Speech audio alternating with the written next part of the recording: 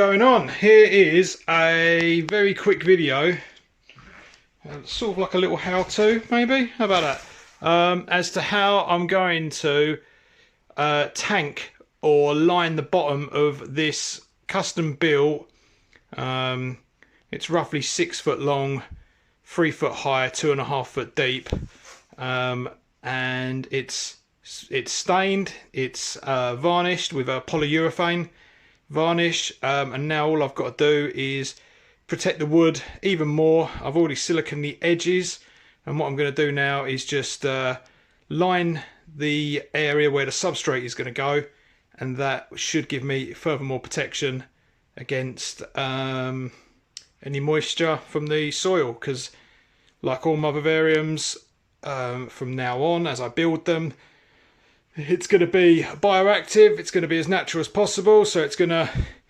even though it's for a Taiwanese beauty snake, this one, so I'm not planning on building the substrate up too high because she doesn't burrow.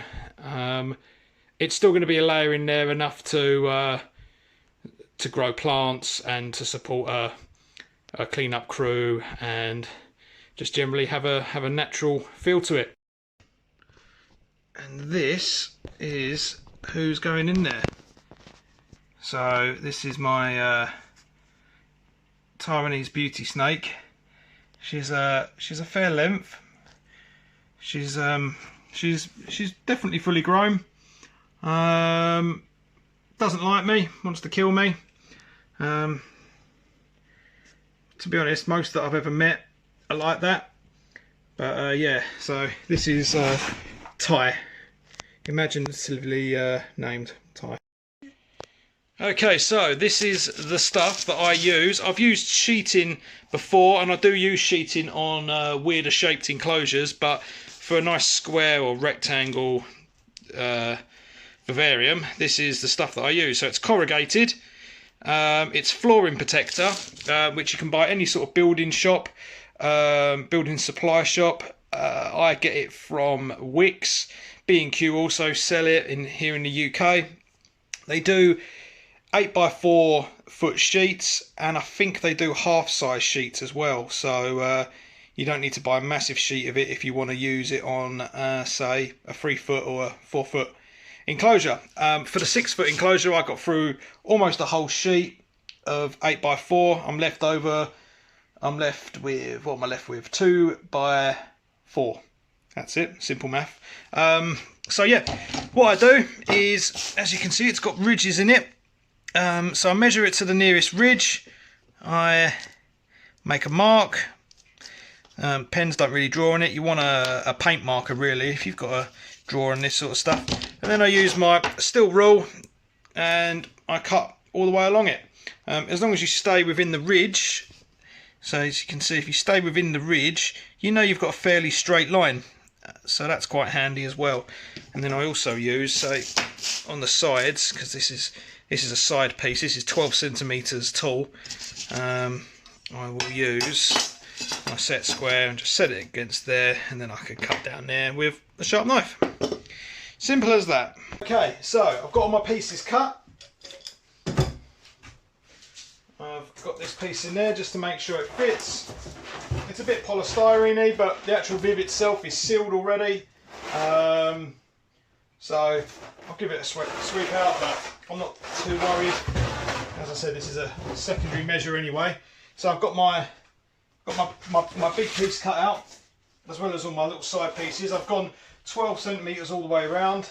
Like I said at the start, doesn't need to be crazy deep because I'm not putting a burrowing snake species in here, so just deep enough for plants and stuff like that. So what I'm going to do is use my Aquarium safe silicone. This is the stuff that I always use, even for backgrounds, for sealing up enclosures, and just everything.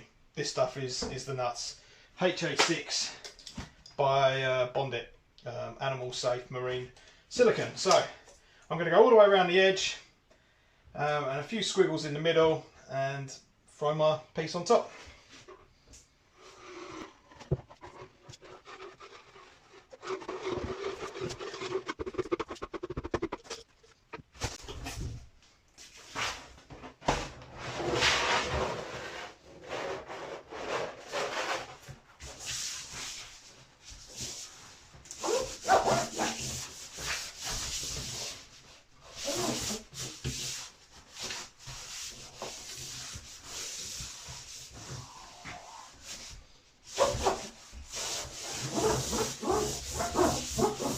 Okay, so that bit's done, the base.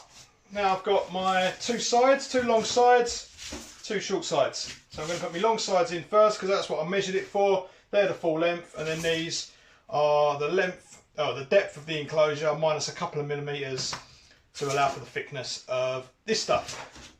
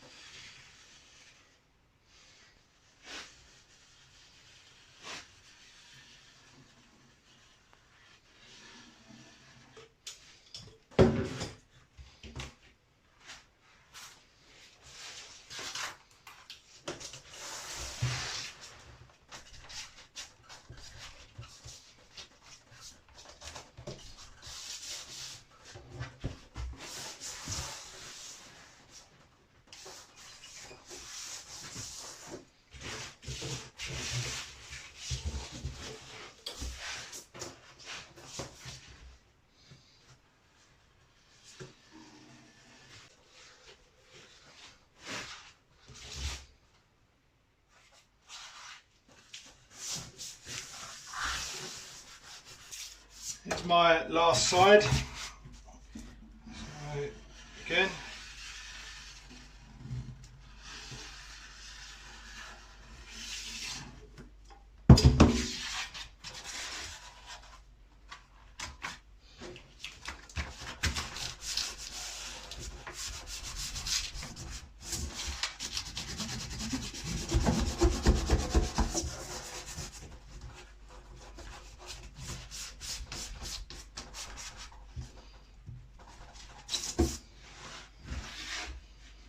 and now we can seal up all the joints. I've switched out to the HA6 black silicone, and there's a possibility you might see some of these joints if the substrate isn't as deep. And now for the bit that I'm no good at, and that is siliconing.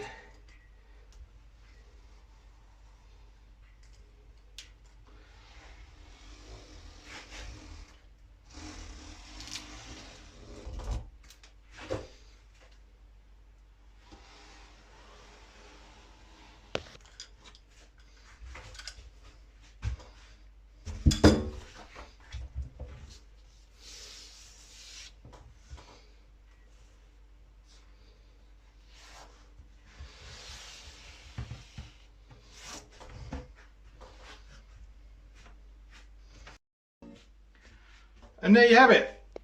There is a